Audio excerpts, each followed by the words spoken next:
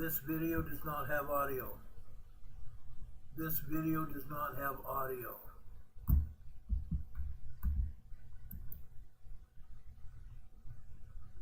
This beginning video does not have audio. This is Emergency Management Associates beginning our broadcast today on Friday, Emergency Preparedness Friday, the last day of February 28th, 2025. We appreciate everybody who has joined us here. I've been teaching emergency preparedness for a lot of years. I visited 39 states doing emergency planning, emergency preparedness, and disaster drills around this country. I've been doing it for a very long time. I want to welcome everybody here to our Emergency Management Associates meeting today. We appreciate you all being here with us. My name is Ron Tyler. We want to welcome you to our program today. God bless you all for being here. We appreciate your service here to our program, and service to your families, and service to your nation. This is truly an emergency preparedness program. We appreciate everyone who's here, whether you are here for your family or whether you are here for your neighborhood or community. We want to welcome you here to our program today. Now, we're going to talk about preparedness today. I promise you that. The first thing I want to talk about, are there no major earthquakes anywhere around this planet? There are no major earthquakes anywhere around this planet. Earlier today, I was informed that someone, a news media organization, said that we had a major earthquake off the California coast and there was a tsunami warning. That's wrong. There was no tsunami warning. There was no major earthquake off the California coast. Allegedly, it was on the southern Cascadia subduction zone in Northern California. That did not happen. There is no major earthquakes anywhere around this country or around the world. We want to state that firmly and suggestively that right now it's not going to happen. I don't believe we're going to have a major earthquake anytime soon. Okay? Now, given that situation, right now, today, there is a planetary alignment happening, a 7-planet planetary alignment happening right now as we speak. With that planetary alignment happening, I'm here to inform you that we may, and I'm talking may, have earthquakes arise out of almost nowhere as that happens. Okay? I'm just informing you that that may happen. Okay? It may be like out of nowhere, but guess what? We've been there before. When we have planetary alignments, planets align in certain organizations out in space, including Earth. Now, when the planetary alignments happen, whether it's the moon pulling on our ocean like it normally does, or oceans, plural, or planetary alignments of any kind, the planetary alignments happen, and as a result of those planetary alignments, we have what we call electromagnetic radiation that forms from those planetary alignments. That electromagnetic radiation affects the Earth, affects everything. Okay? Electromagnetic radiation affects all the Earth, around the Earth, everywhere. Okay? Now, when those planetary alignments happen, okay, that electromagnetic radiation, just like we have solar plasma radiation coming from the sun, penetrates through our geomagnetic planetary force around the Earth that's here to protect us. Goes through that, the planetary alignment, electromagnetic radiation goes through our atmosphere all the way into the ground and into the mantle of the Earth.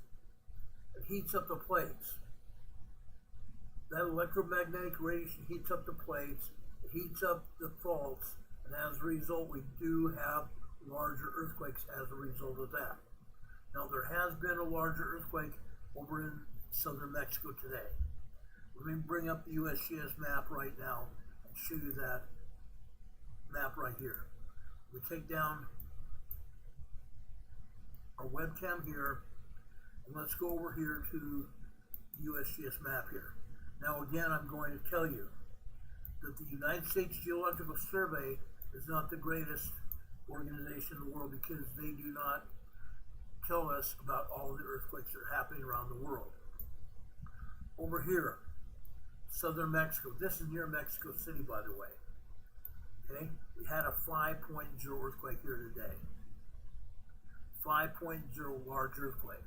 USGS can call it moderate earthquake all they want, but I've been around the block a little while.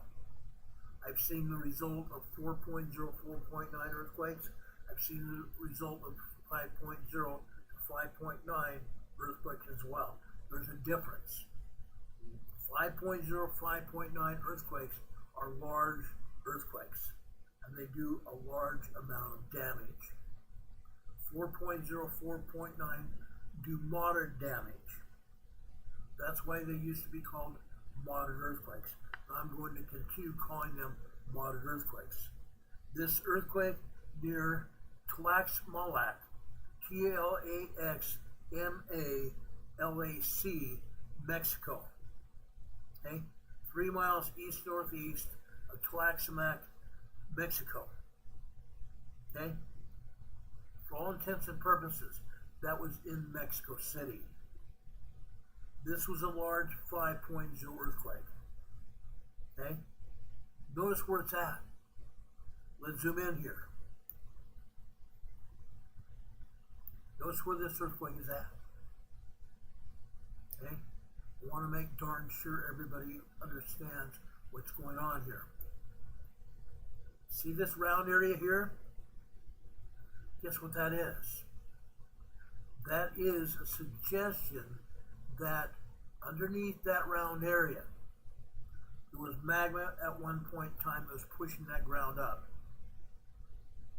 Magma down beneath that round area pushing that ground up. The magma did not break the crust. The magma did not break the crust, and there was no volcanic eruption. However, it raised that area up.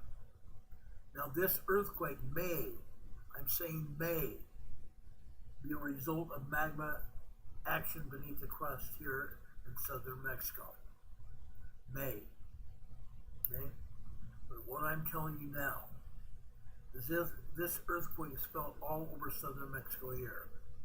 This is not the only earthquake here. USGS is suggesting that this is the only earthquake here. I'm telling you right now. There are about 24, 25 earthquakes here in southern Mexico right now, regardless of what USGS says. This earthquake is felt all over the place, including Mexico City. Okay?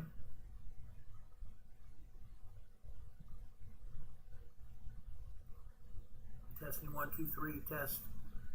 Okay, hold on a second. You're suggesting you can't hear me. Hold on a second. Let me see what the deal is. You should be hearing me a lot. Richard Smith says my volume is low. I'm sorry about that. I'm adjusting that right now as we speak. I don't know why that happened.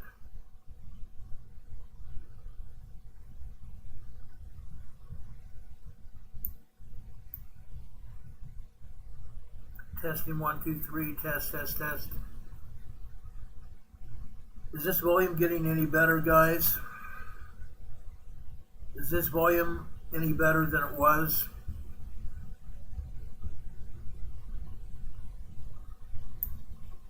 Is this volume any better, guys? It should be.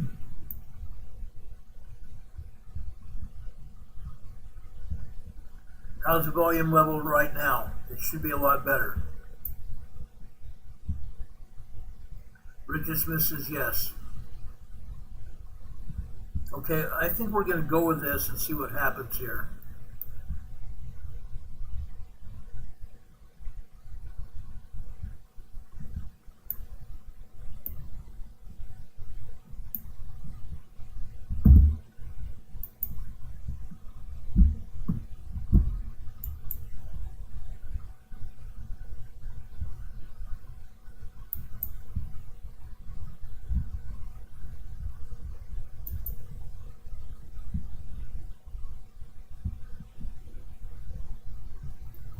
That's weird. That is really weird.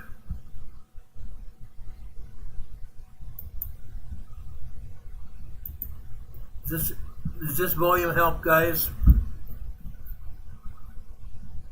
Is this any better? I hope it is.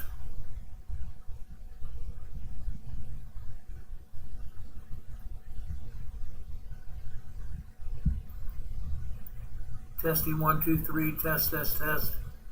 How are you guys hearing me now? Is this any better?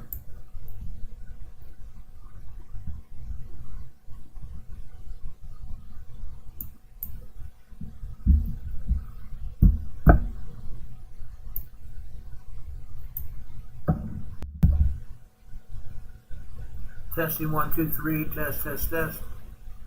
Testing 1, 2, 3, test, test, test.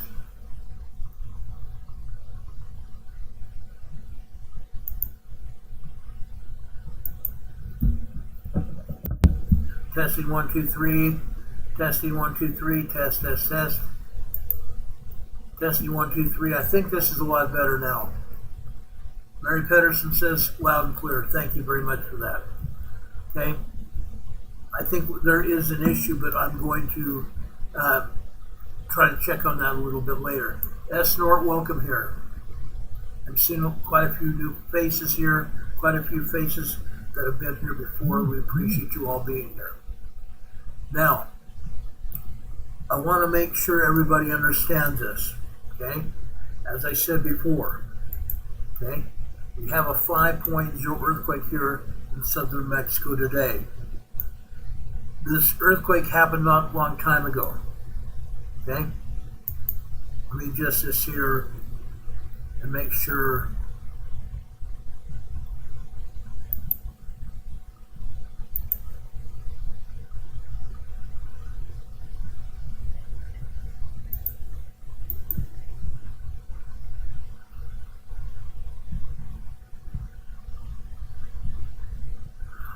Let's see here.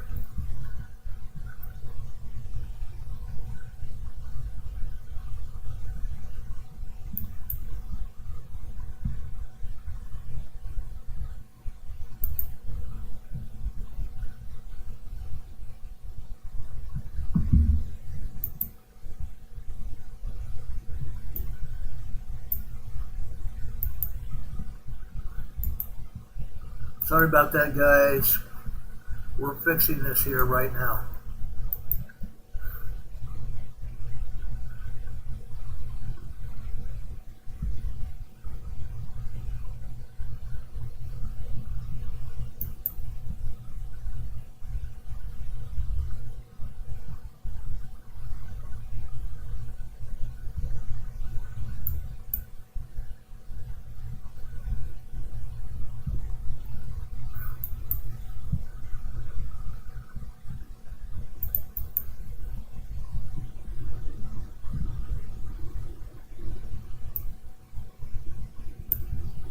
Hold on a second, let me bring back the map.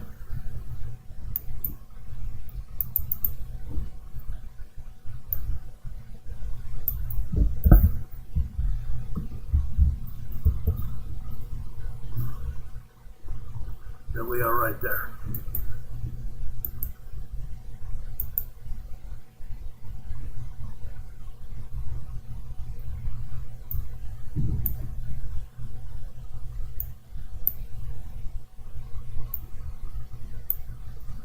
Okay, I'm bringing this back now over here in southern Mexico again so you can see it. Okay, as I said a few minutes ago, there was a large 5.0 earthquake here earlier today. Okay, this earthquake hit earlier this afternoon at approximately 2:39 p.m. Eastern Time here in the United States. Now again, if we look at where this earthquake is, okay, it's in the hilly mountainous region of southern Mexico, number one. Number two, this roundish area here is a possible volcano from years and years ago. I'm probably going to say 300 or 400 years ago, there was magma down beneath the surface. The magma did not break the surface of the earth here, but it raised it up. That's what this brown area is here. It's a raised up surface here. Okay? We've seen this happen before. It's happened all over Mexico, including here in southern Mexico. Now, I am suggesting that this large earthquake here might be related to magma beneath the surface. I am suggesting that. I want you to understand what's going on. Okay? There are forces beneath our ground here other than just tectonic forces. Other forces here besides tectonic forces. There are earthquakes, there are volcanoes all over this area. Literally all over this area.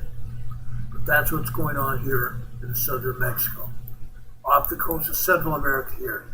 Again, this is not the only earthquake here in Central Mexico either. This is a 4.1 here, off the coast of Nicaragua. 4.3 moderate earthquake here, 43 kilometers deep. A very shallow earthquake. Very shallow earthquake. Now, while there are other earthquakes here, there's something bigger here up above Russia here. I want to show you. Okay, this is out in the open sea here. Okay, this is a large 5.2 earthquake, 207 kilometers northeast of Tiksi, Russia. T-I-K-S-I, Russia. Okay, we've had earthquakes here lately. This is the second earthquake that I've ever seen up here in northern Russia. Okay, it's the second, and this is a large earthquake here today. The other was a moderate earthquake just a few months ago. Okay, that's what's there.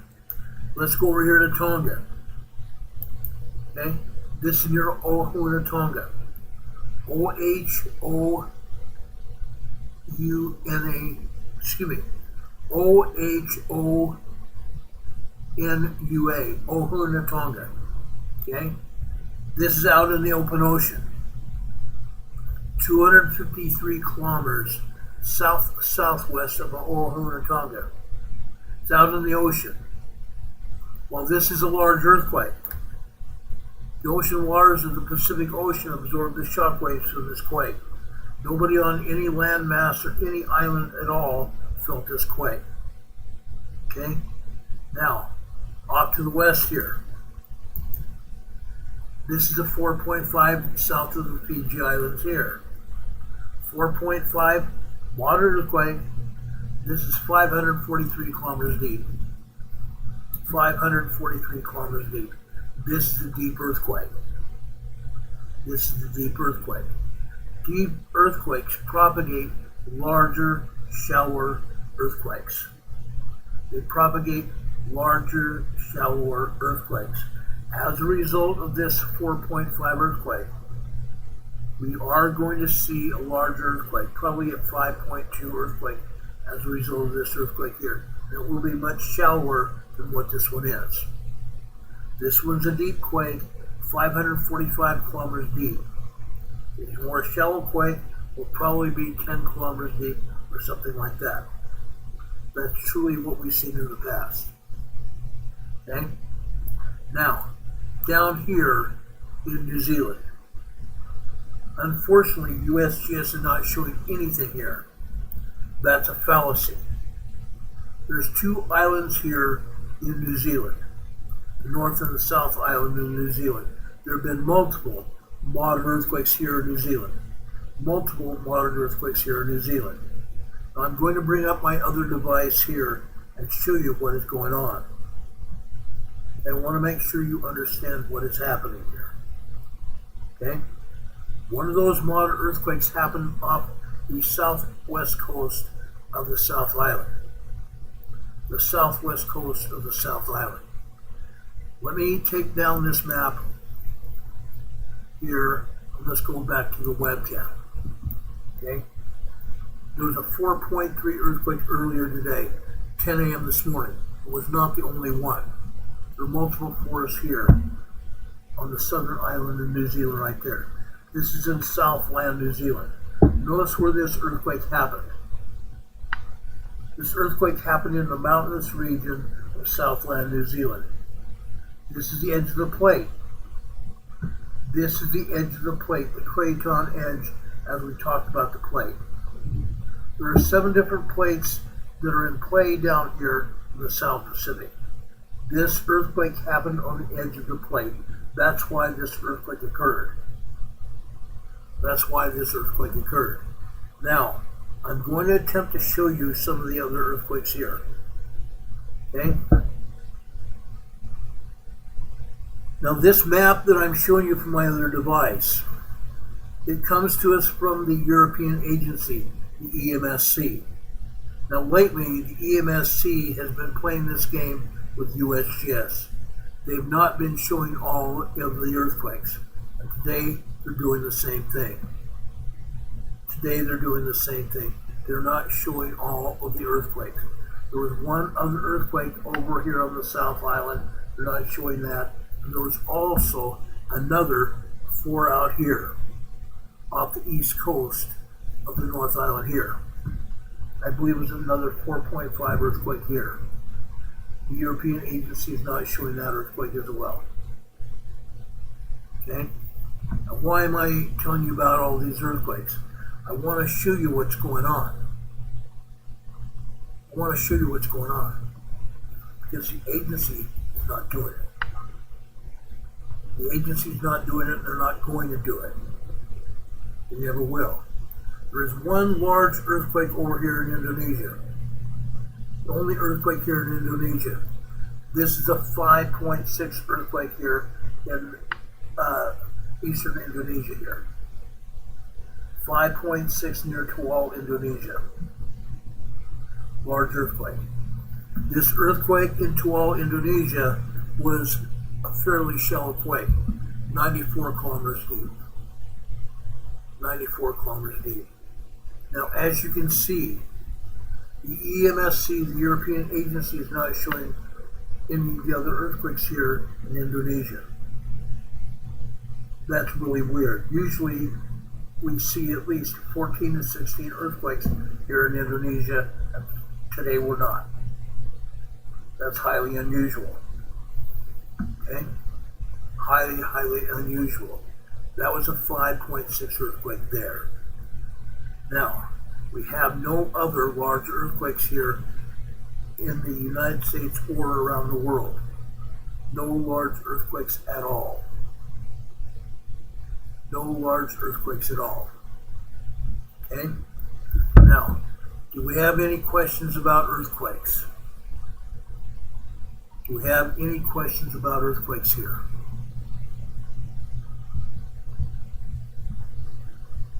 Joe Shinpa is asking, with this planetary alignment coming, it's already here. It's already happening right now as we speak. He's asking, Joe's asking, will this affect the Earth? I just got through answering that question a few minutes ago.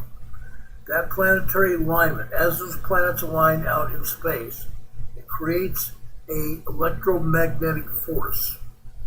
That planetary alignment out there creates an electromagnetic force. Radiation. That radiation is going to go through our magnetosphere. It's going to go through our upper atmosphere, all the way down to the planet, down to the core of the planet. As it hits the planet, it goes down through layers of the surface of the planet. It heats up those layers. It heats up the plates. It heats up the faults. We are going to see an increase in earthquakes as a result of planetary alignments. We will see an increase in earthquakes as a result of those planetary alignments. Now, while that's happening, you also must understand, and I'm also going to have you go watch Wages World here on YouTube.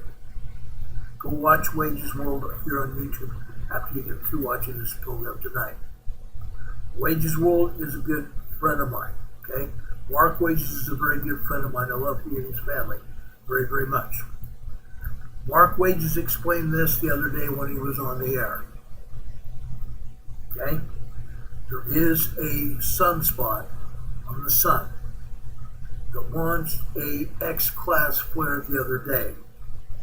That X-class flare that was launched the other day launched plasma radiation out into space. That radiation right now is hitting the Earth. Okay? I urge you to go watch Wages World. Like I said, he's a great friend. He's an expert when it comes to solar weather and what's going on. Okay? He's great. He's awesome. Okay? Watch that. Richard Smith says, can see Saturn from front room window. Yeah, that's cool. Saturn from his front room window, that's cool. Okay? Oaxaca, Mexico, another 4.0 earthquake just a few minutes ago. I just heard that. Okay? Anyway, these earthquakes are going to still occur. I think we're probably going to see another large earthquake hit southern Mexico. I think we're going to see another large earthquake down in the South Pacific, and probably another large earthquake over in Indonesia. That's typical. That's typical. Okay? Now, I want to give you some more information here. It's very important. Okay? Earlier today, President Zelensky from Ukraine visited President Trump and Vice President Vance in the Oval Office. There was very much a heated exchange there in the Oval Office. Very much a heated exchange.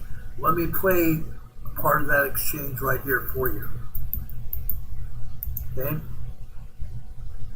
This part of the exchange comes from a source from, it's called, what's it called?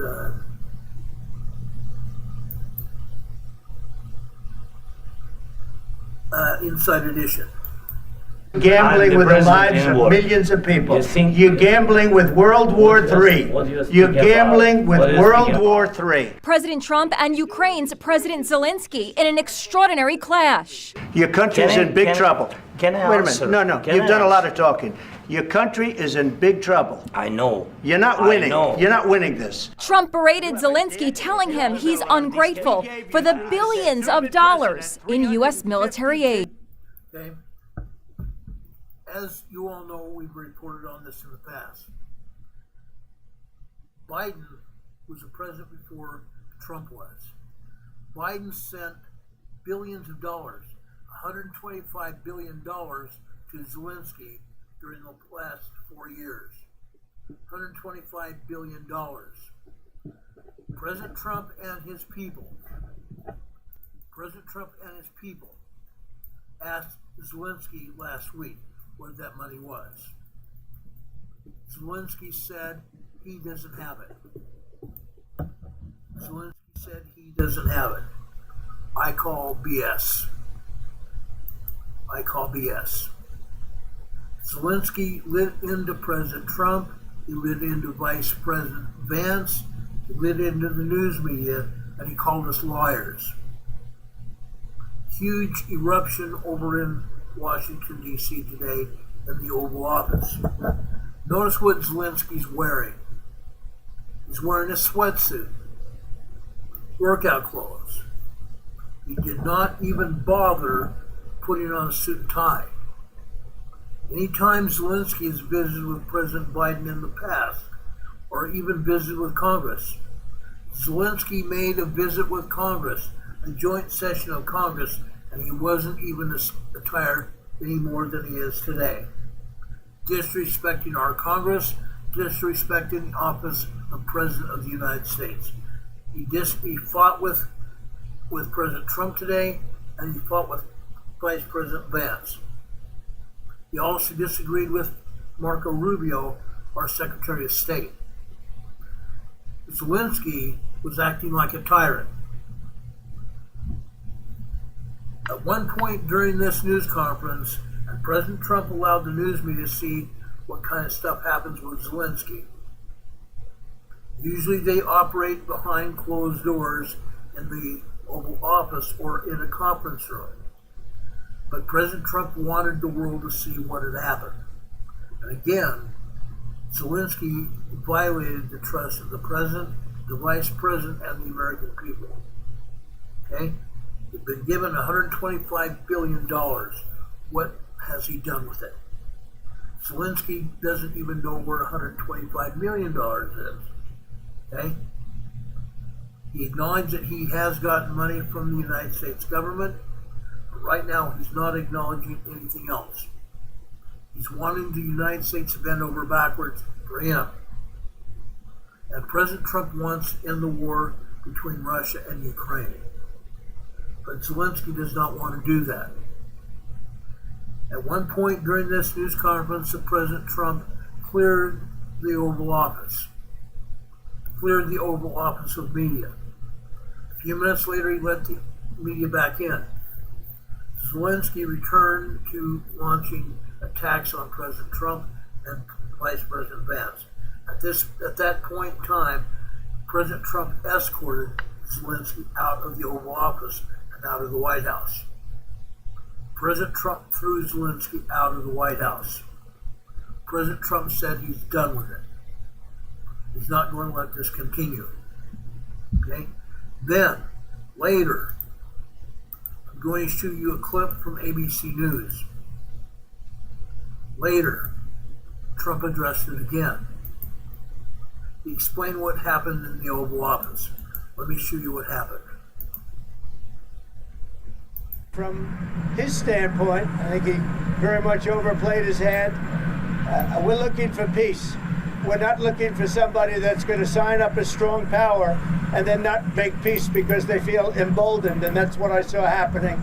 I'm looking for peace. We're not looking to go into a 10-year war and play games. We want peace.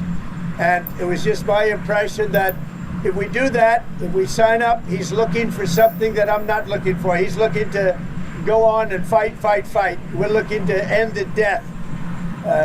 2,000 people died this week. Soldiers, more than that, but 2,000 approximately people died this week. Young Ukrainians and Russians. And somebody would say, why do you care about Ukraine and Russian soldiers? I care about them. I care about everybody. And we're not doing that. Now, if we don't do anything, he's going to have to make peace, but he's dealing with a very weak set of cards. If we sign, he's dealing with a very strong set of cards, and then he doesn't want to make peace. So that's where we are. It's very simple. I'm not looking to get into anything protracted. I want immediate peace. President Putin is going to want to make, and he wants to end it. And you saw what I saw today. This is a man that wants to get us signed up and keep fighting, and we're not doing that, not for this country. So we're setting a lot of records. Economically, we're setting records, and I think every way we're setting records. One of the best is the right track, wrong track. You saw that. We're on the right track for the first time in over 27 years. People are impressed with that. The other thing is the feeling about our country. The feeling is great. It's up 48% on feeling on business. And that's the record we've never had. There's never been a record where we've ever gone up that much in such a short period of time. So we're doing really well. And I guess some of you are coming with us. And if you are, I hope you're going to have a good flight. What? What does Zelensky need to restart talks with you? He's got to say, I want to make peace. He doesn't have to stand there and say about Putin this, Putin that, all negative things. He's got to say, I want to make peace. I don't want to fight a war any longer. His people are dying. He doesn't have the cards, just so you understand it, okay? I can tell you. Did you tell Zelensky to leave the White House? I don't have to tell you that. Go ahead. I think you know the answer to that. What? Wait.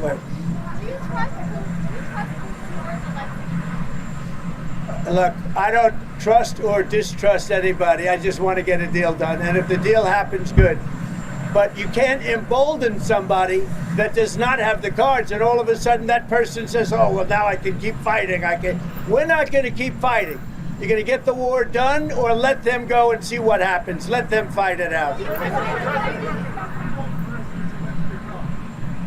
I want anybody that's going to make peace.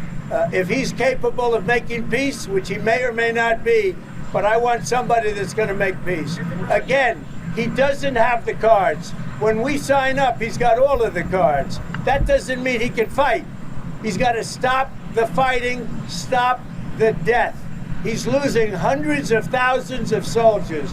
It's time to stop the death.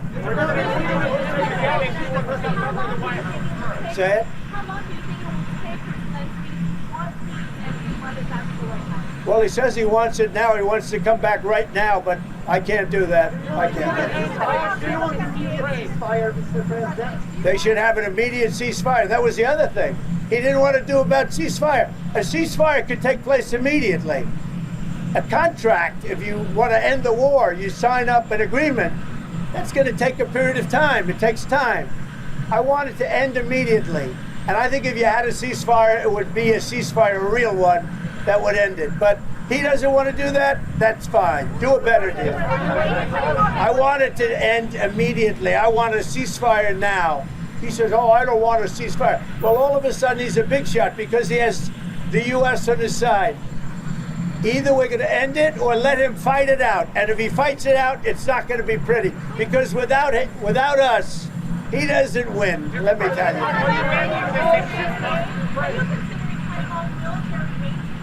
It doesn't matter what I'm considering. I'm just telling you. You saw what I saw today. That was not a man that wanted to make peace.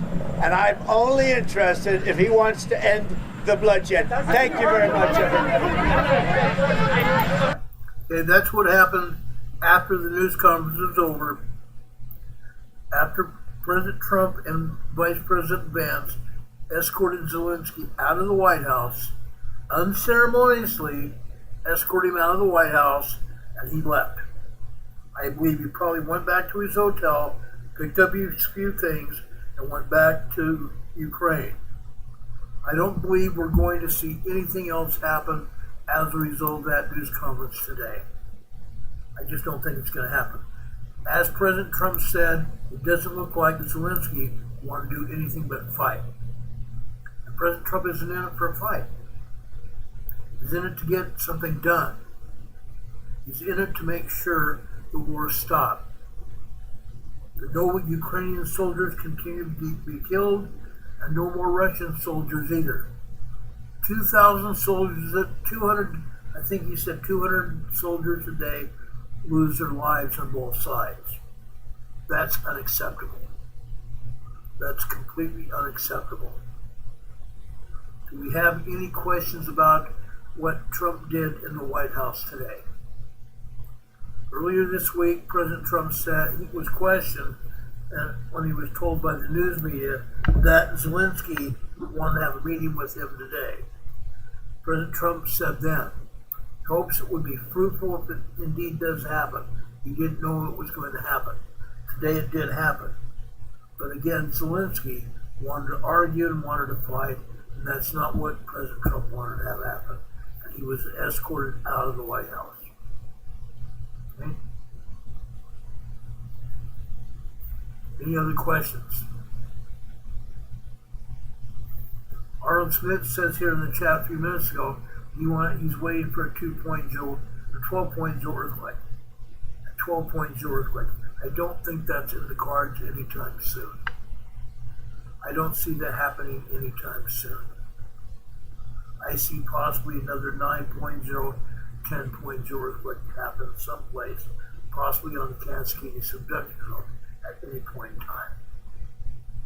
I see that happening. Okay? Now, Trish Killian says, no one speaks to my president like that. I totally agree. I'm in complete agreement with that. Now, I want to talk about emergency preparedness tonight. I told you I wanted to do that. I told you in the past about different parts of emergency preparedness. This is the booklet right here. This booklet contains my emergency preparedness plan for my family, my wife and I, and my family. Okay, it's 110 pages long. It's 110 pages long. This is preparedness planning.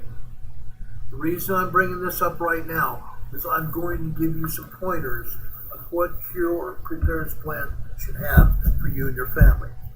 I'm asking you all right now to get out pen and paper and take notes, okay? I'm talking about preparedness planning tonight. Okay, it's in the top of the program description of this program tonight. Okay, emergency preparedness planning. Okay, starting off with this. Okay, 5 steps. 5 steps in preparing and developing an emergency preparedness plan. First, organize, develop, and administer your preparedness program. Organize, develop, and administer your preparedness program. Identify regulations that establish minimum requirements for your program. If there's a fire department in your area or a sheriff's office, you can go to the sheriff and talk to him about emergency preparedness. If there's a fire department, the fire chief is usually the one that is tasked with emergency preparedness planning. If not, the city, if it's a large enough city, they will have an emergency manager. You can call them, go in and see them, and ask them what things that you need to be aware of that might happen in or around your community. Talk to them and ask them what things that you might see that might happen in your community, i.e. hurricanes, tropical storms, tornadoes, winter storms, earthquakes. What things might you see in your community that you need to be aware of, that you need to plan for? Identify those things. Then find out any regulations that might pertain to writing an emergency preparedness plan for your family or your company. Okay? Notice how I said that? You, your family, and your company if you have a company. Preparedness planning can go from families to neighborhoods to entire companies. Okay? Second, planning. I talked about program management first, now planning. Gather information about hazards and assess your risks.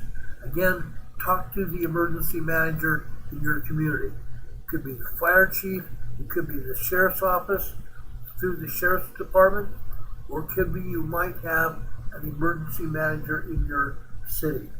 Talk to them. Or in your county. Talk to them. Gather information about hazards and risk in your community, in your area. Conduct a business impact. If you have a business, conduct a business impact. If you have just your family, you're writing a preparedness plan for your family. Conduct an impact on your plan affecting your neighborhood, affecting your community. Okay? Examine ways to prevent hazards. Examine ways to prevent hazards and reduce risks. That's important.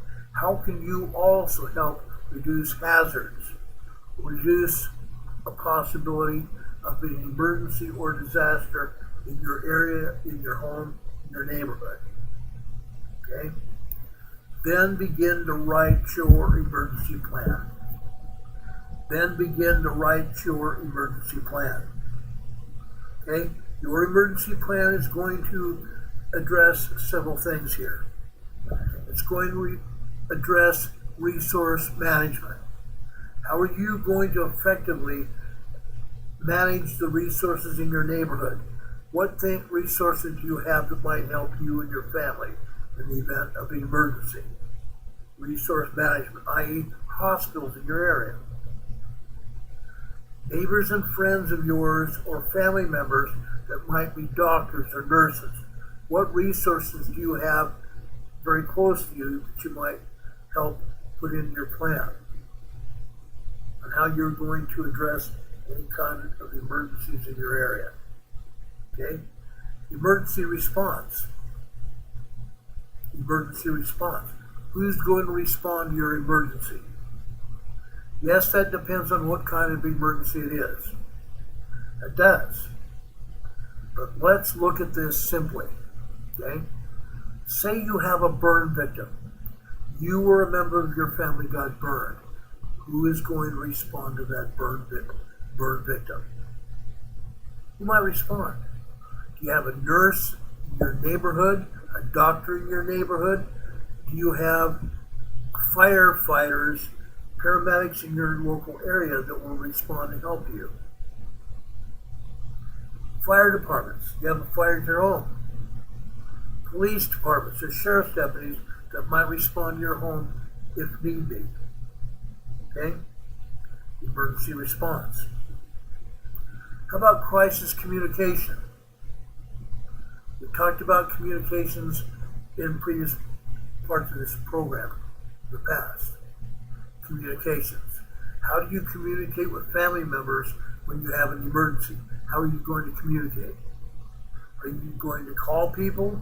Are you going to physically address people that are right there with you and tell them, hey, we have an emergency, what are we going to do? Get their input. They might not have much input. Give them your input on what you all need to do. Crisis communication. We talked about walkie-talkies, family radio service radios. We talked about ham radios before. We talked about an AM/FM weather radio. An AM/FM weather radio. NOAA weather radio. National Oceanographic and Atmospheric Administration radio. Okay? That's what this is. That's what this is. Okay? If you have an emergency in your area, in your neighborhood, in your region, okay, you can go and operate this radio. Turn it on. Turn it over the frequency that is in your area that the Weather Service broadcasts on. When you turn this radio on, the Weather Service is going to give you the lowdown on any weather systems that are in your area right now. Any possible emergencies that are in your area right now. Okay? In the event of a real disaster or any localized emergency, authorities can access the Weather Channel here and broadcast the emergency updates to you in your community. That's why this radio is important. Okay? They can access the emergency frequency and give everybody in your area a breakdown of what's happening and how you can weather the situation. Literally. Okay? This has a flashlight on it. It also has the ability to power this radio via a hand crank right here. Okay? To charge it. It also has a solar panel on it to charge it. Okay? This also can be charged from just plugging it into the wall. It also can be operated on backup batteries. Okay? This gives us a chance to make sure this weather radio is going to operate in any kind of situation. Okay? Also be able to let you listen to AM weather, AM, FM radio broadcasts, the news media, so that you're able to access all kinds of information with this radio. We've talked about ham radio. We've talked about family radio service radio communications. How are you going to communicate with your family? Telephones. Telephones, guys, guess what?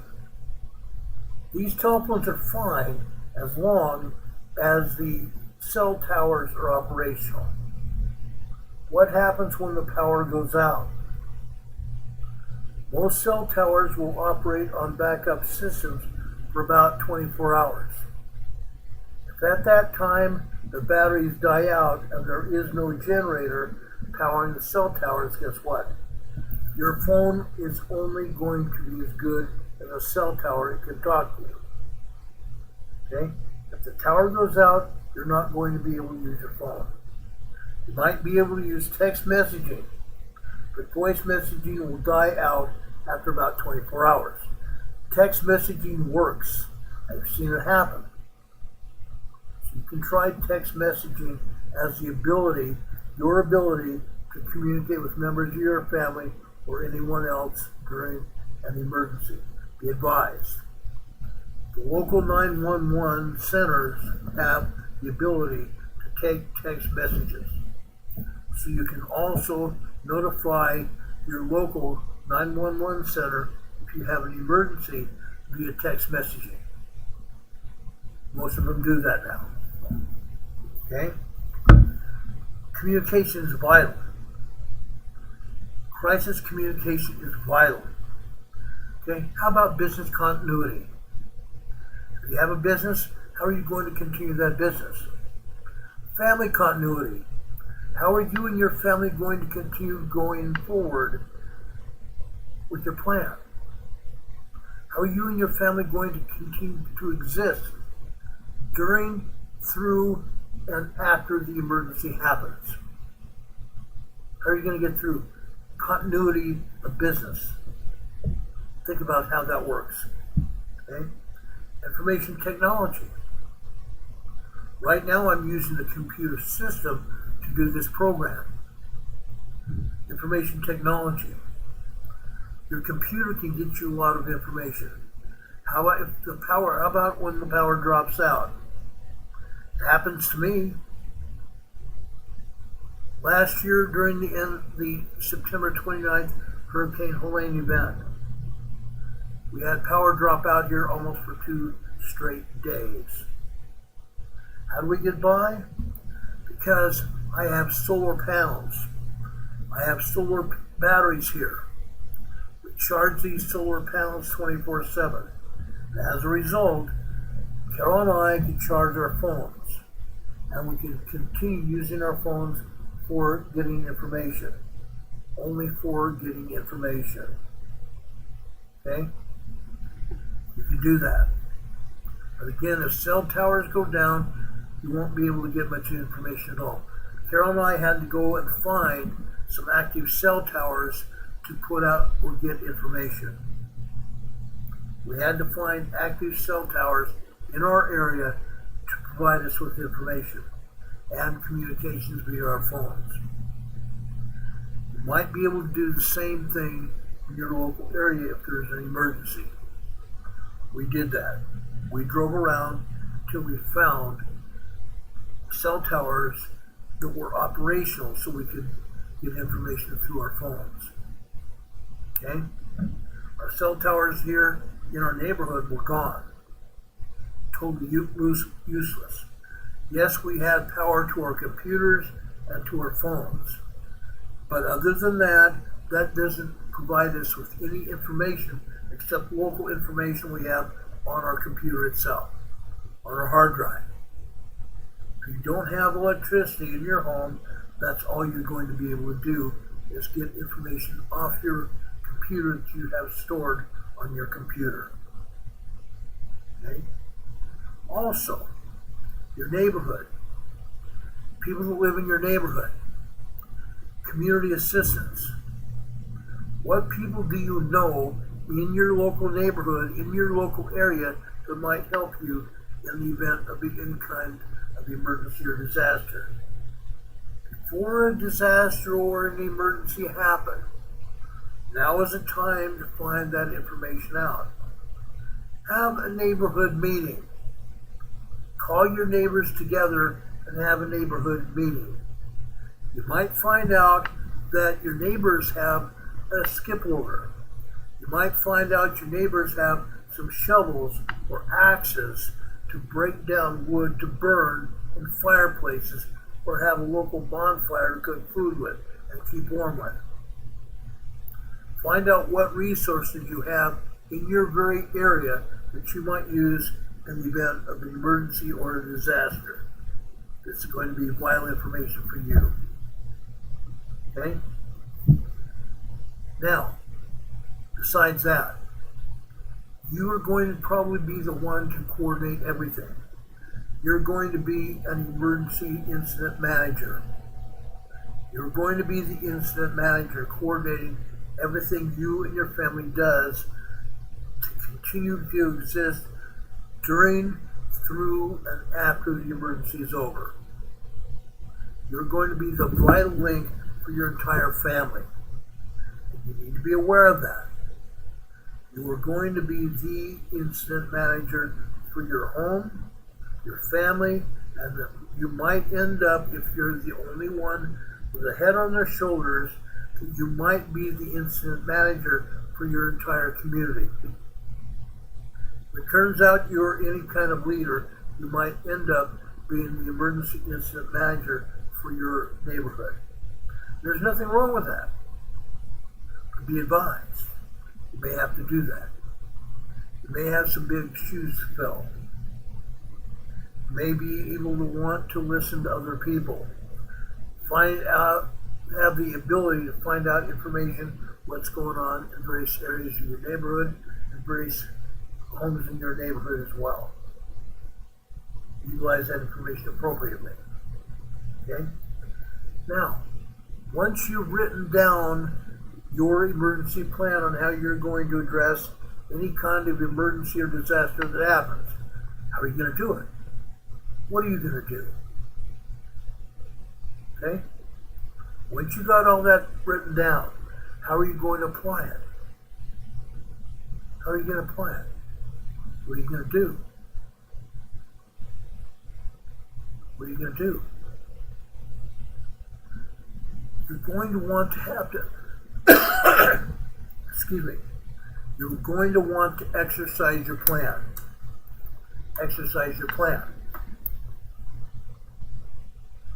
That means test your plan that you've written out. Will it work? I hope so. If it doesn't work before an emergency happens, make sure that you assess what needs to be changed and then put that into the plan as well. Your plan can be fluid. Your plan can be fluid and can be changed at any point in time. It's not written in rock.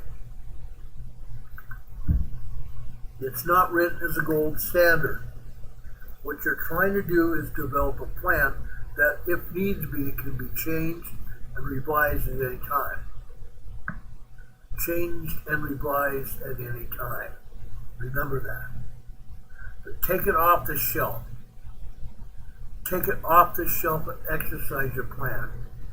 And make sure each and every member of your family knows what that plan is, what it says, where they can find it and read it, and where they can find it and read it and talk with you about it.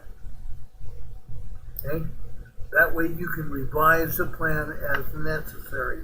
And when you exercise your plan, it will give you a good chance to see how well you wrote your plan and the ability of you and your family to exercise a plan, to survive what's going on.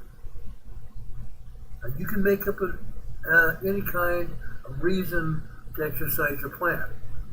Maybe you just want to test out your ability to shut off the electricity for a day or so and find out how you and your family can exist without electricity. You shut down the main breaker in your home. Find out how well you're going to exist without power. Think about that. We did that when the hurricane hit us and knocked out our power. Carol and I survived just fine. We survived just fine. Mainly because I took it upon myself to write our family plan down. I knew what we were going to do and how we were going to do it. And we worked together like a team. Okay? Make sure you have family members who will work with you as a team. Because that is exactly what you are. You are a team of family members. That's what we can do for each other. Okay?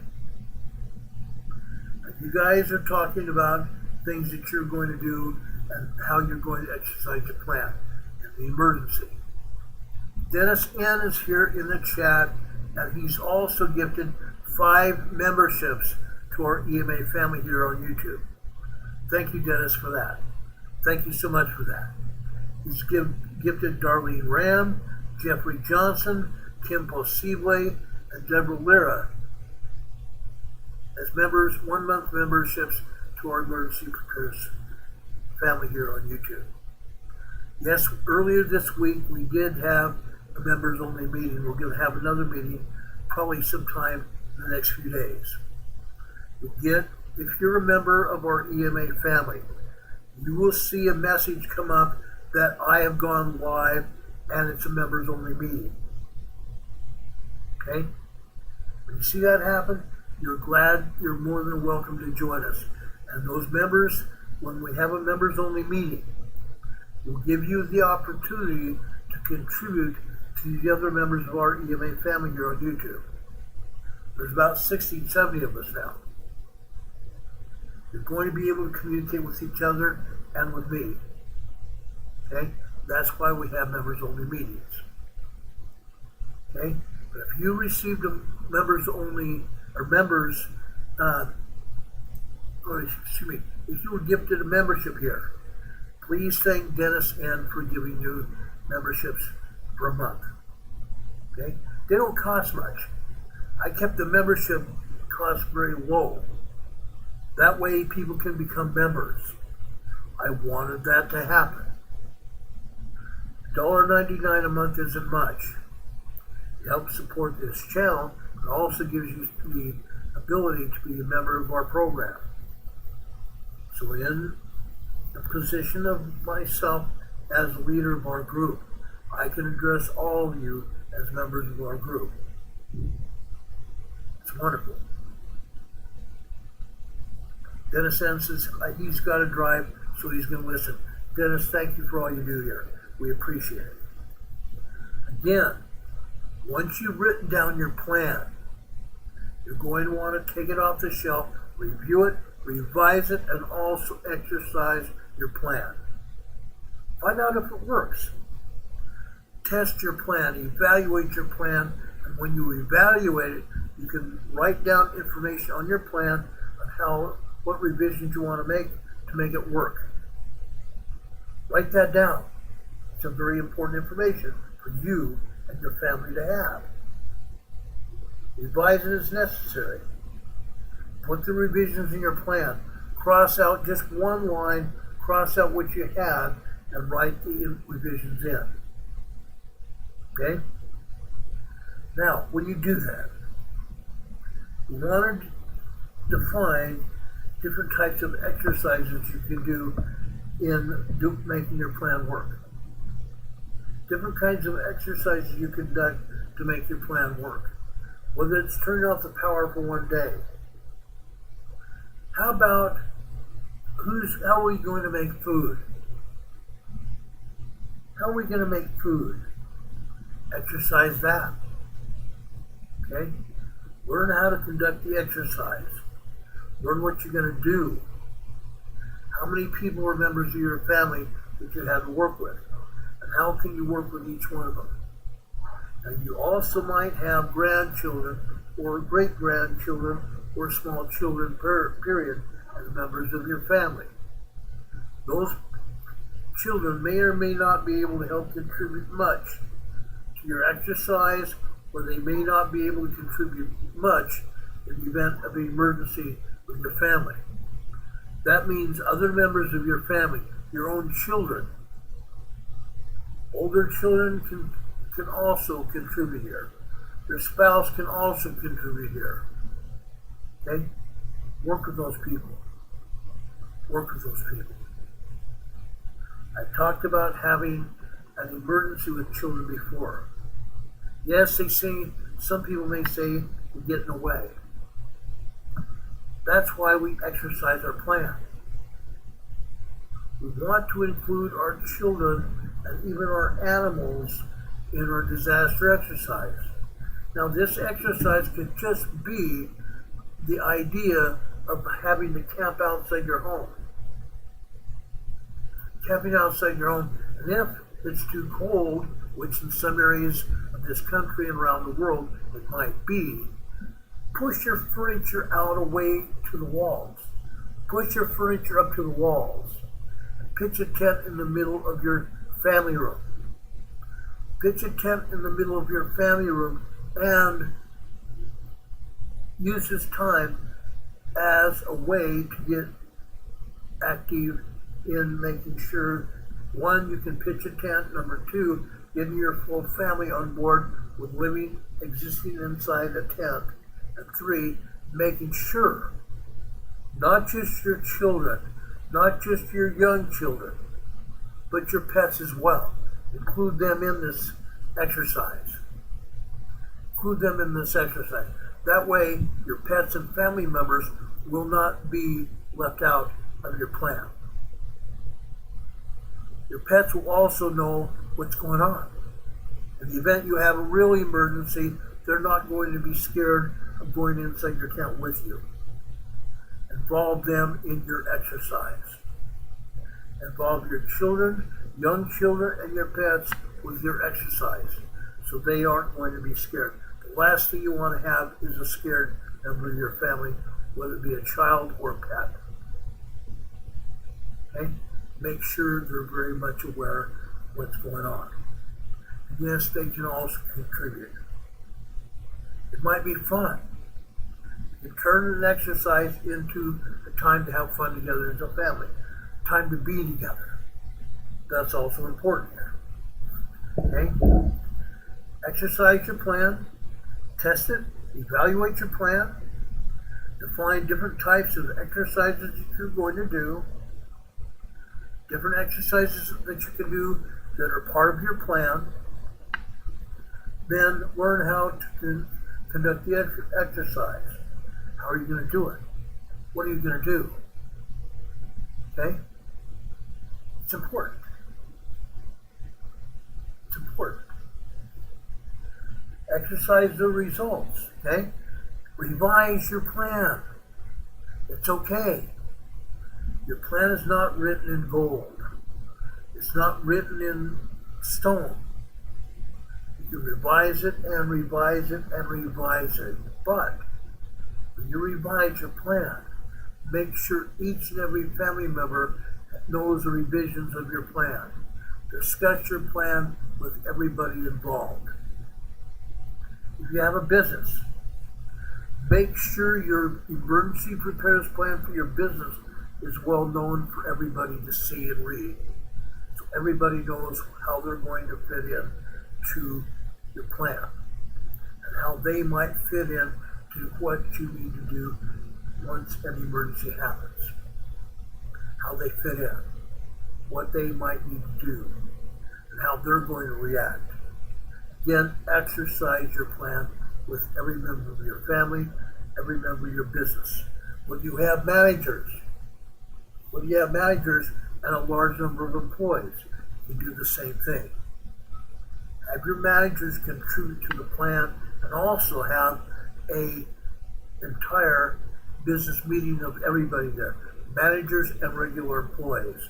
So they have access to you and they might be able to help you, give you input on what needs to be part of your plan. You'll be very surprised how people will react if you involve them. They will, one, be happy, and two, they will know that they are a big part of your company. Treat them right. Treat them right. Get them involved. When they know they're a big part of this, they're going to be more willing to give you good work, number one, give you good input as well. Okay? Program improvement. How are you going to improve your plan? You're going to find things out about how to improve your plan. Okay? Discover the methods to evaluate your preparedness program. Utilize reviews. Utilize your reviews to make necessary changes and plan improvements. Okay? Now I'm going to give you an overview of a preparedness plan. Planning on how to respond to any emergency situations such as a fire, a power failure, a suicide, a death of your family member, or a death of someone in your business, any kind of medical emergencies, a bomb threat, a civil disturbance. It's a duty of management. It's a duty of every person in your family to be made aware of what's going on so that you will know how to respond in any kind of emergency. Okay? Failure to develop an emergency plan would most certainly increase the severity of the pending emergency. And it might also lead to serious legal problems in the future. Know that.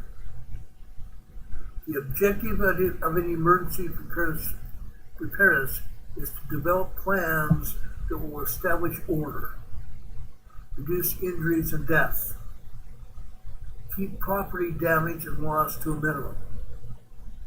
A well-established plan will allow senior management, family members, spouses together to focus their attention on solutions rather than reducing the chaos that develops as a result of any given emergency that might happen.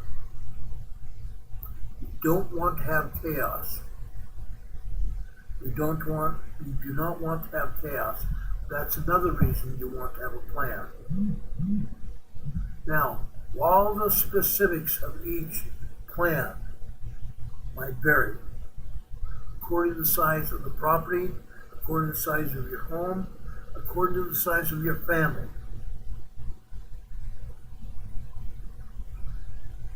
people you work with,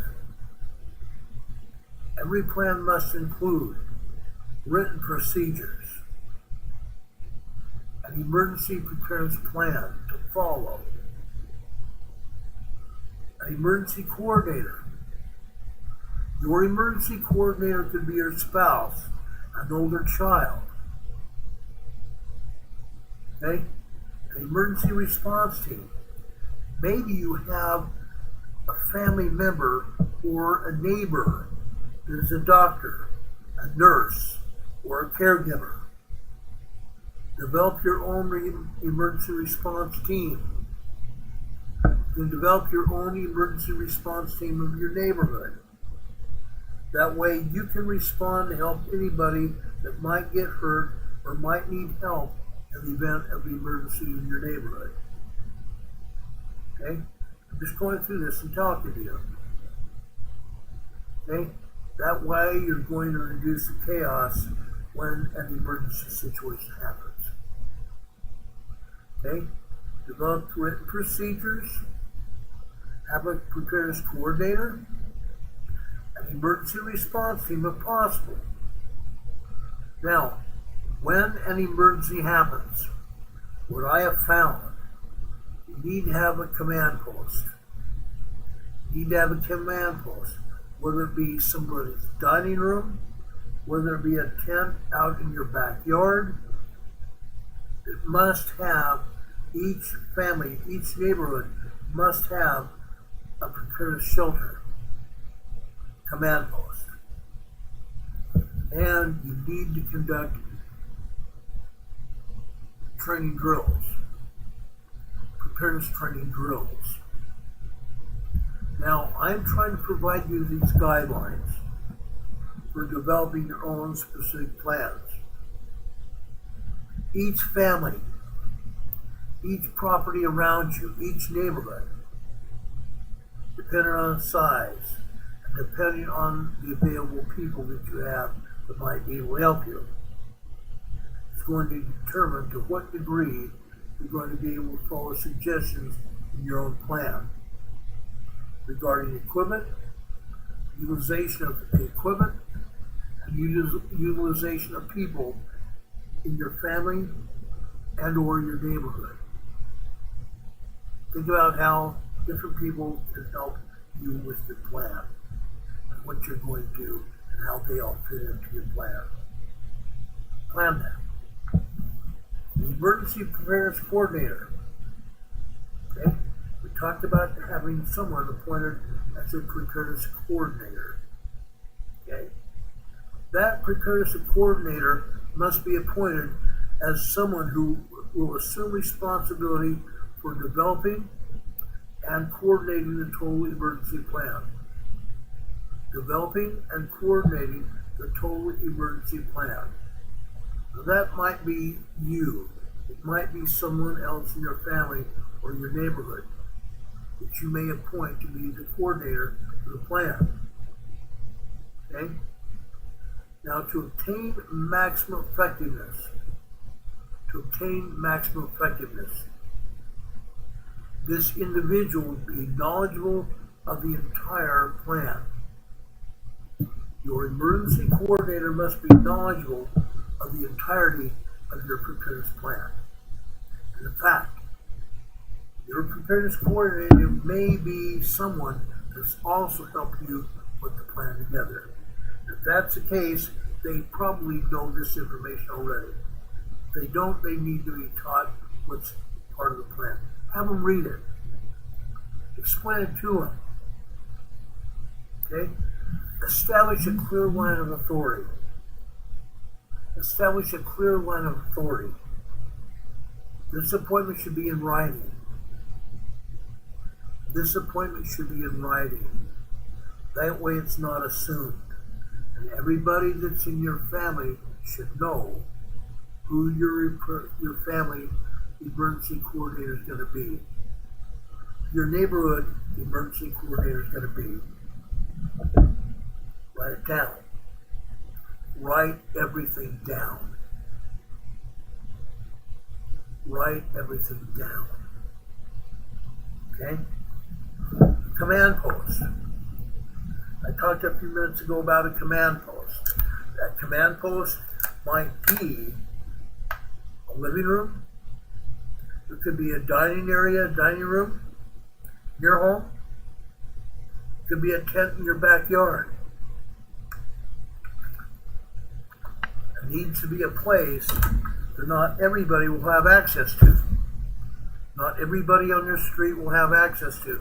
Not everybody outside your family will have access to.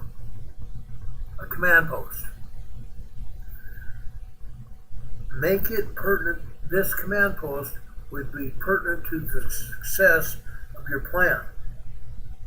To have a central location to execute your appropriate procedures during an emergency or disaster in your home or in your neighborhood or any other place. Okay? The command post should be located in the appropriate area to allow controlled access and protection from the pending disaster. Your command post must be a place to limit access. That's going to be a place that's going to hold up before, during, and after the disaster happens. Okay? Now, while it might be difficult to find such a place in your area or in your home or in your backyard, you need to have it. You need to establish the command post. A most suitable location must be found. You need to start doing that today. In writing your plan, you must establish where you're going to have the command post today. This is all part of putting together your plan. Okay? Now, in the past, we've also talked about emergency kits. What do you need to have as part of your emergency kit? What are you going to need in your command post? Let's talk about equipment and supplies. Communications equipment. Telephone. An emergency radio.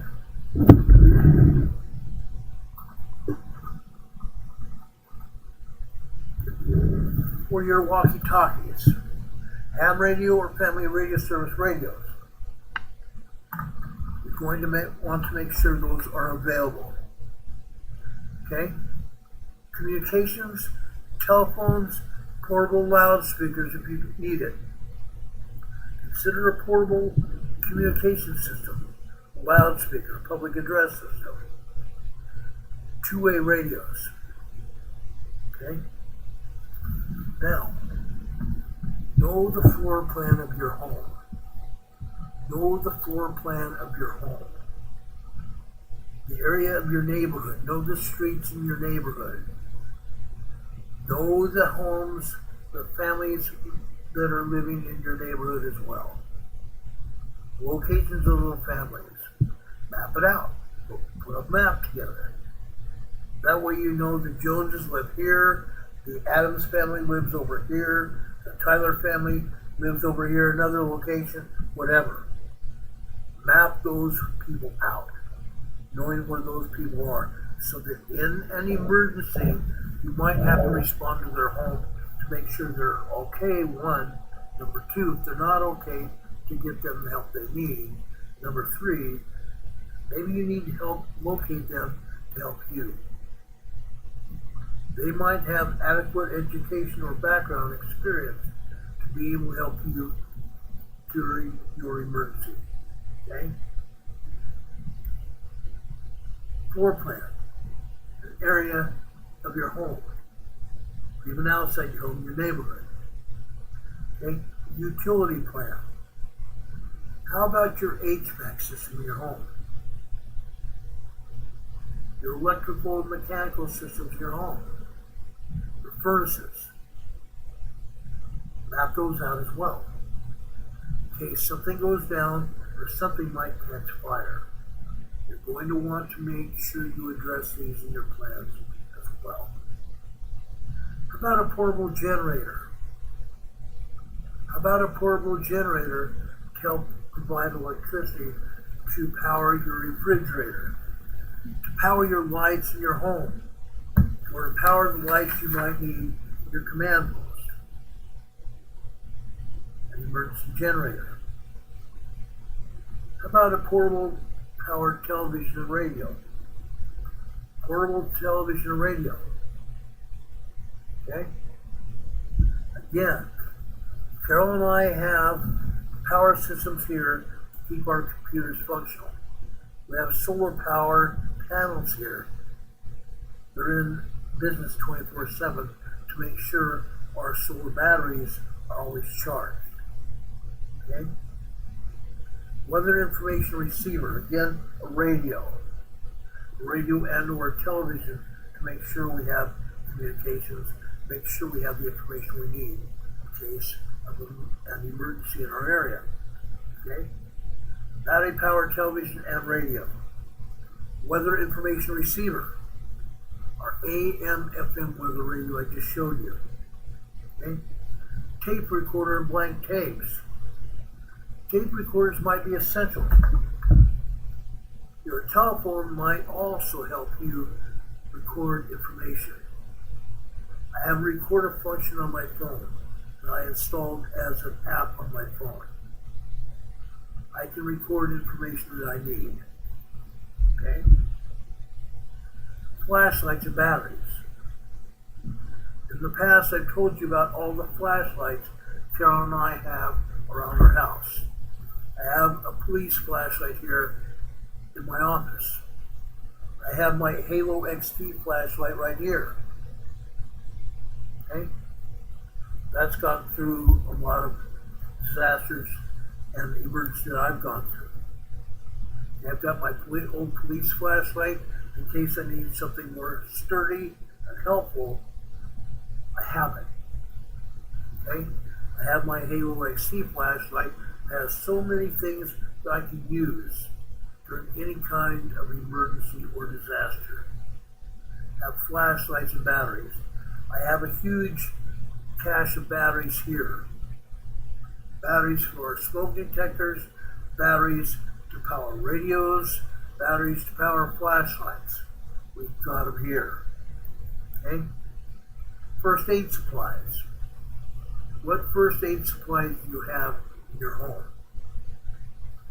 You need to have a medical kit in your home.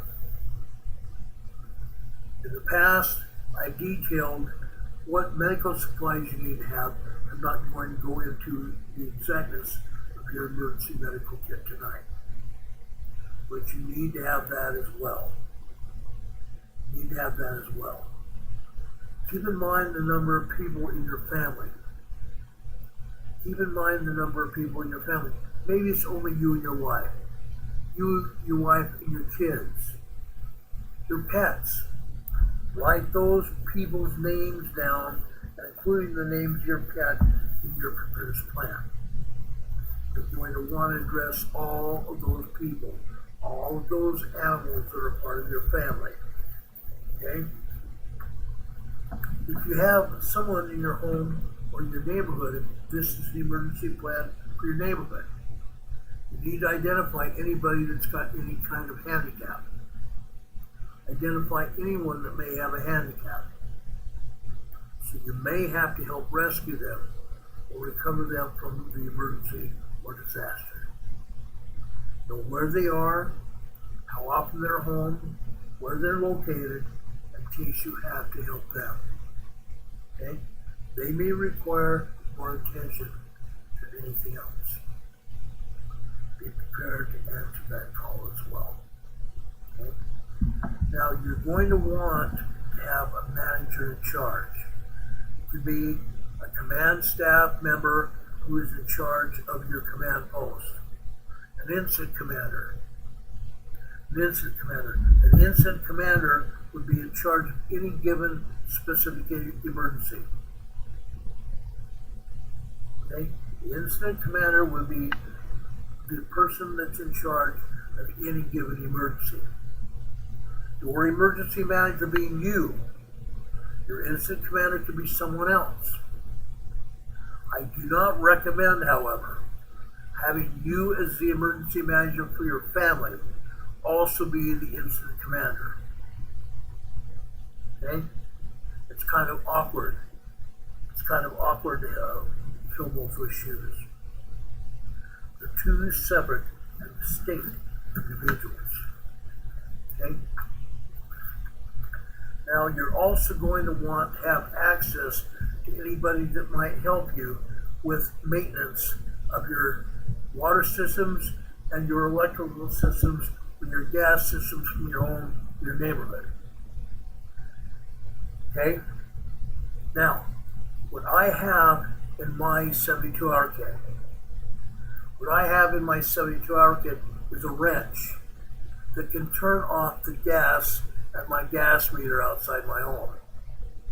I also know how to shut off the power.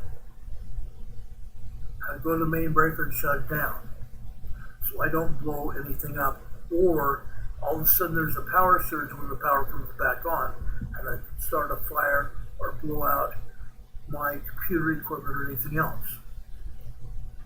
Have somebody very knowledgeable with those kind of things so that they can help you.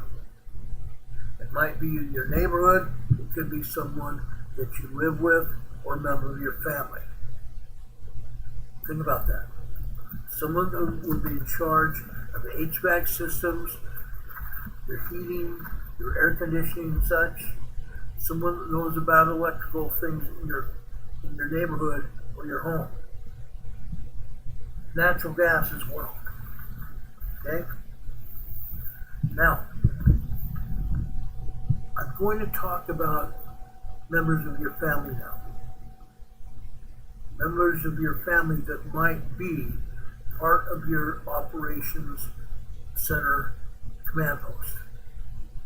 People that might be part of your command post. Okay? That command post might be only two people, you and your spouse, or an older child. Okay? If your family or your neighborhood is larger than that, you're going to want somebody in charge of the command post. As I stated before, you're going to want someone in charge of the incident command. Incident command. Someone who's in charge of the overall incident. Okay?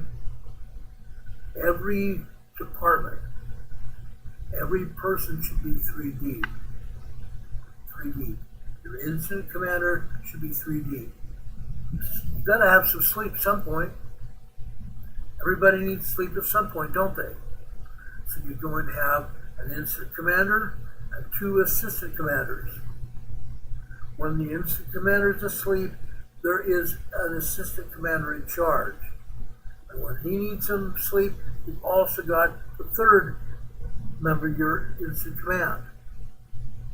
You might be working 3 shifts, 8 hours a day, 3 shifts. Okay? You might be working 2 shifts, 12 hours a day. You have 1 assistant and an incident commander. How about the command center manager? You're going to need some sleep, aren't you? You need to have a management person for your central command. Okay? Manager of your command post. If you have a business, you might have someone in charge of human resources. If your command post is part of your neighborhood, maybe you want to appoint someone to make sure of who you have in your neighborhood as part of your command staff. Or just to be able to know who is in your neighborhood. An HR manager of sorts, aren't they? Okay? How about someone that's very knowledgeable about the HVAC, the gas systems, and the electricity in your neighborhood? Okay?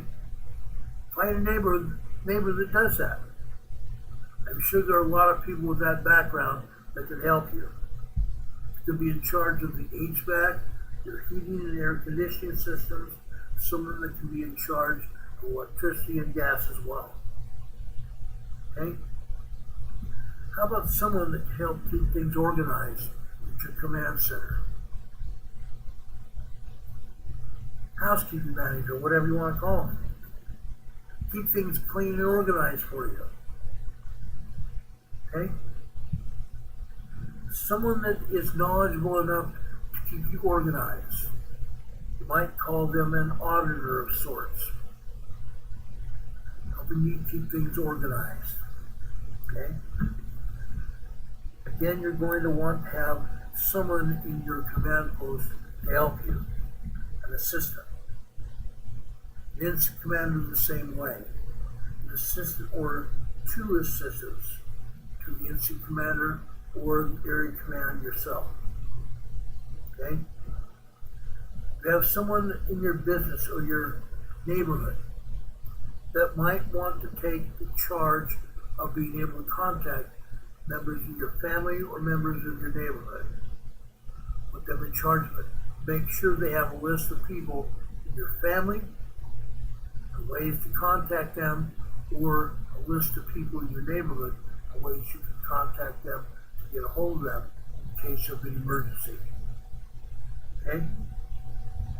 Someone that's competent can help you out, to give you a break. Someone might help with housekeeping in your command post, in your incident command. Someone help keep things organized and clean. You don't want to have an area command or an incident command place that's all cluttered up, disorganized. Okay?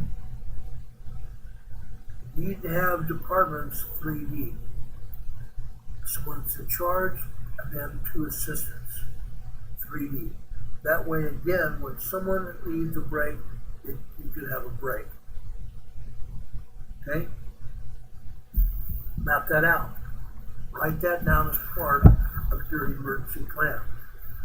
Map it out. Now, if you have family members, if you have a large enough family or even a smaller family, you might have older children that can be part of your emergency response team.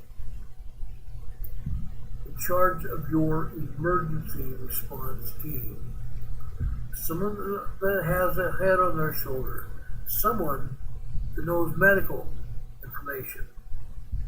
Can help out anyone that has a medical issue, a health issue. Okay? Responsibilities. Your emergency response team reports to the command post, you, to provide directions to those involved in an emergency situation. This emergency response team, or what we call an ERT, will be comprised of volunteers. Volunteers who are responsible in an emergency to assist in search and rescue, or assist in keeping somebody healthy, or assist with their health care, if necessary, until they can be evaluated and transported to the nearest hospital or medical clinic. Okay? This emergency response team might also assist you in the evacuation of any of your family members or evacuation of people in your neighborhood in case you have to evacuate them. Okay? You need to have somebody considered as a security team.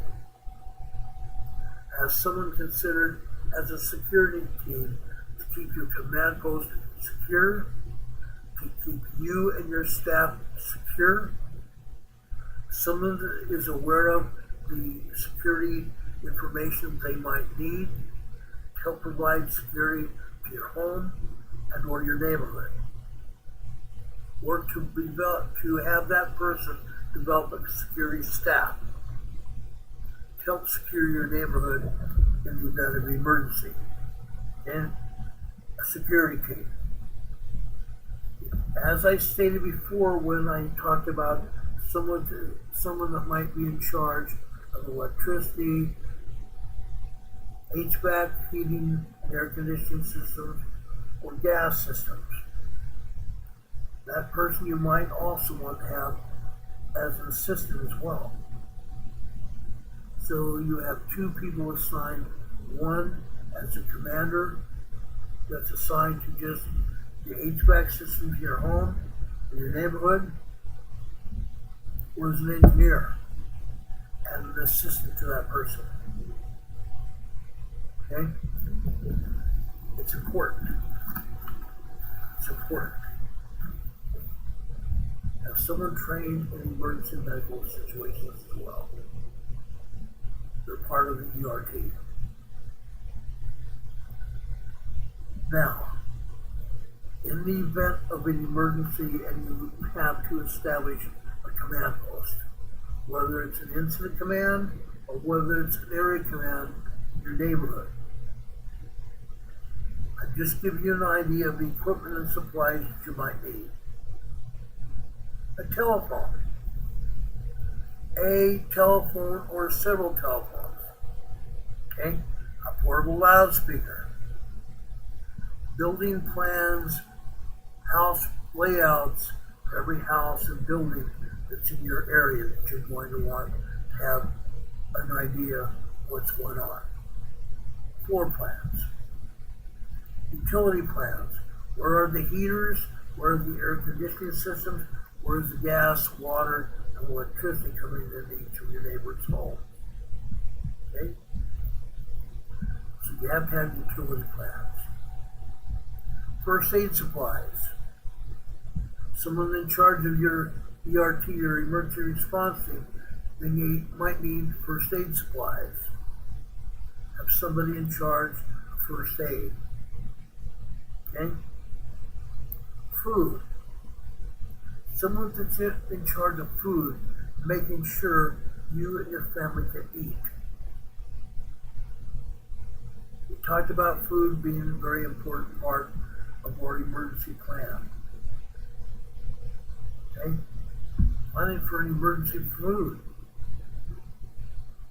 You need to have at least 3 days, 4 weeks, 6 weeks, 8 weeks, 2 months, 3 months, 4 months, 5 months, 6 months. Okay? We talked about this before. You need to have food on hand. You're going to want to have someone assigned to make sure they can feed you, or you can feed them. Water. you need to plan to have water. Now, FEMA recommended at least 1 gallon per person per day, and I have upped that to 3 gallons of water per person per day. Okay? Those are minimums. Those are minimums. Flashlights and batteries, like I've talked about. Okay? Now, 2 televisions. 2 televisions. One with the televisions tuned to news stations. The other television, if you have it, tuned to national news. Tuned to national news. Okay? A radio. Radio. We talked about your AM, FM weather radio. Okay? Monitoring weather systems. So you might want to have 2 radios. One tuned to the weather radio system. One weather radio system. Weather channel. The other radio tuned to a broadcast station that broadcasts news and weather. You don't want to have a radio tuned to dance music or other kind of music or other kinds of information.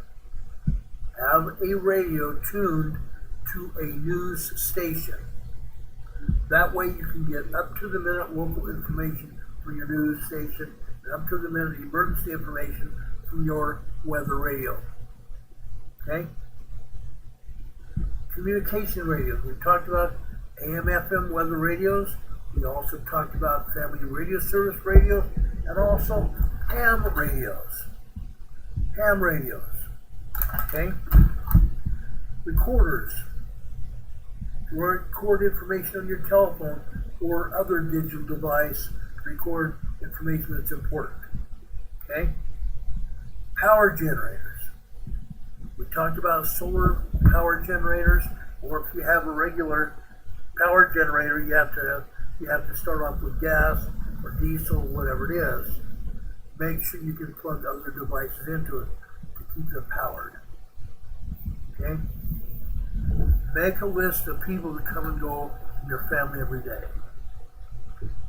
Make a list of people that come and go in your family and where they go to. And telephone numbers where they can be reached during that time period. Okay? Again, if you have someone that's handicapped in your family, or someone that's in your neighborhood that's handicapped, that you're going to want to make sure you get a hold of and help them if necessary. Make sure you have that information, both name, location, and phone number. It's important. You want to make a list of all phone numbers that you might need to have in your command center. List of phone numbers. The sheriff's office, the fire department, the power company, the gas company, any health clinic in the nearby area, the hospital, poison control center, animal control, fire suppression, fire department numbers. If you have accounts at banks, you're wanting to be able to contact those banks' credit unions. Okay? You're going to want to locate any and all fire extinguishers. Any and all fire extinguishers. So you know where those fire extinguishers are in case a fire was to break out. Okay? Something that you also need to have besides fire extinguishers. What would that be? What would that be that you need to know where those things are?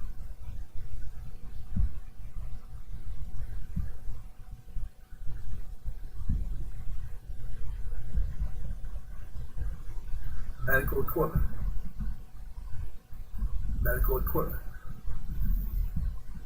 Okay? So what you also might want to have at your command center and or your incident command. is someone in charge of security. Someone in charge of security to help chaos become controlled.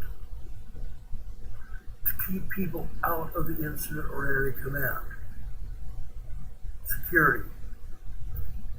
Again, you're going to want to have someone know how to operate HVAC, furnaces and air conditioning, electricity and gas in your home or other properties in your area. An engineer of sorts. Okay? An engineer of sorts. Does anybody have any questions? I don't want to have this go on and on and on. This is simple. I'm just giving you suggestions now. I'm giving you suggestions. And I believe these suggestions are, one, they're manageable, but they're also important. This is just the beginning of your emergency plan. I want to be able to give you this information so you can go for it tonight and make sure you have this plan written up. I've talked about writing an emergency plan for quite some time. Now I've gone into this and detailed very specific things that you need for your emergency plan, that you need to organize yourself and your community, your family. Okay? Do it. Do it. Make it happen. Make it happen. Now, brothers and sisters, this comes to the close of our prepared session tonight. We've talked about a lot of things. We have emergencies that are coming up in our communities. We have emergencies that come up in our nations. It doesn't matter whether you are here in the United States or in England, over in Ireland, or Sweden, Finland, Norway and Denmark, or Croatia. Be aware of everything going on around you.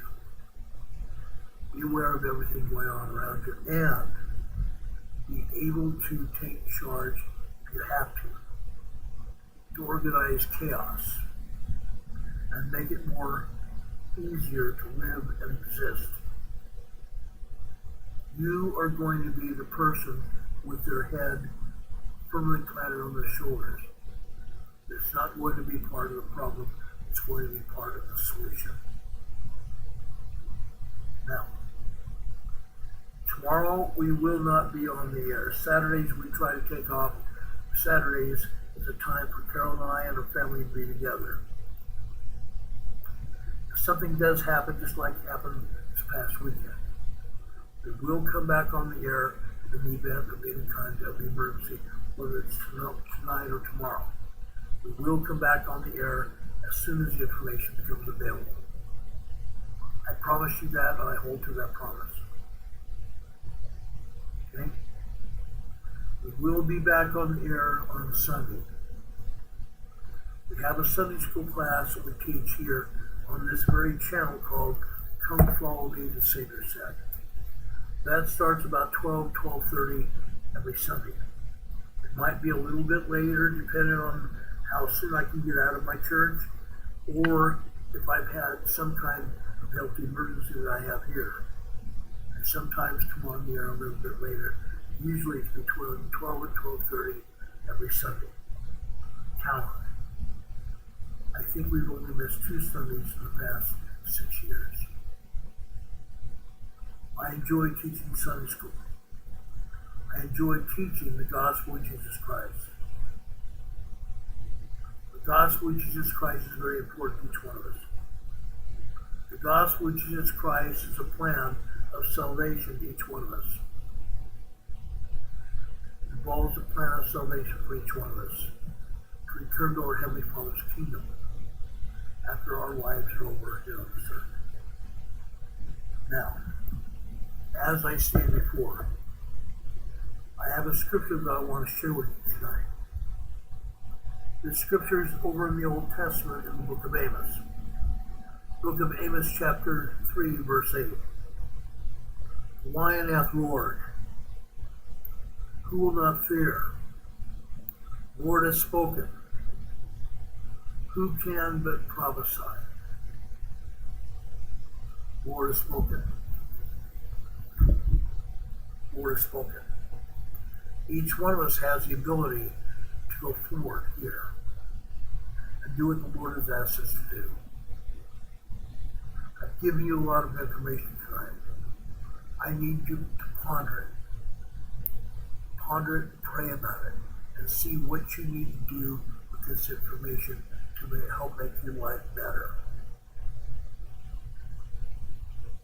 Ponder it, pray about it. Something else that I've been telling people to do ever since this past Sunday. Ponder and pray about your connection, your relationship with Jesus Christ. Ponder it. Ponder your connection, your relationship with Jesus Christ. What does it mean? What does it mean and how valuable is it to you? Make Jesus Christ foremost, the most important person in our lives. My relationship is with God and Jesus Christ, our Heavenly Father and His Son. Second, my wife and my family. Fourth, the government. God, Jesus Christ, my spouse, my family, and the government. In that order. My community, my country. Think about that. Think about that. Brothers and sisters, I love you. I testify that the Lord loves you as well. I know that for a fact. I know Jesus Christ is our elder brother, the Savior of the world, my Savior and King. I look forward to see Him again very soon. And yes, I know that the second coming of Jesus Christ is imminent. The second coming of Jesus Christ is imminent. We need to be ready. We need to be ready. I want to thank Dennis N. for being here in the chat and giving 5 memberships to members of our community. You all can help support this community. You do super chats here while we are on the air. You do super thank yous. You can also contribute through emails, emailing us information that you have that might help us and help other people in this program. You can also send us donations to our post office box that is scrolling through the bottom part of your screen right now. The post office box address is 104 North Green Street, box 105, Morganton, Morganton, North Carolina. The zip code here is 28655. Our email address is also here. Okay? You can also help support us, not just through sticking a check or money in a card or letter, and then send it to us. You can also give us donations through PayPal and Venmo as well. We have 2 PayPal addresses and a Venmo address. Those are available at the top of our program description right below this video today. We appreciate everyone who can support us. We need that support to keep us on the air. We really do. I hate talking about money, I hate begging for money, but it's the absolute truth. We need to stay on the air. May God bless you. May God be with you this day and always. God be with you until we meet again. We'll see you on the other side. Thanks for being here, everybody. I love you very much. We'll see you on the other side. Good night, everybody. God bless.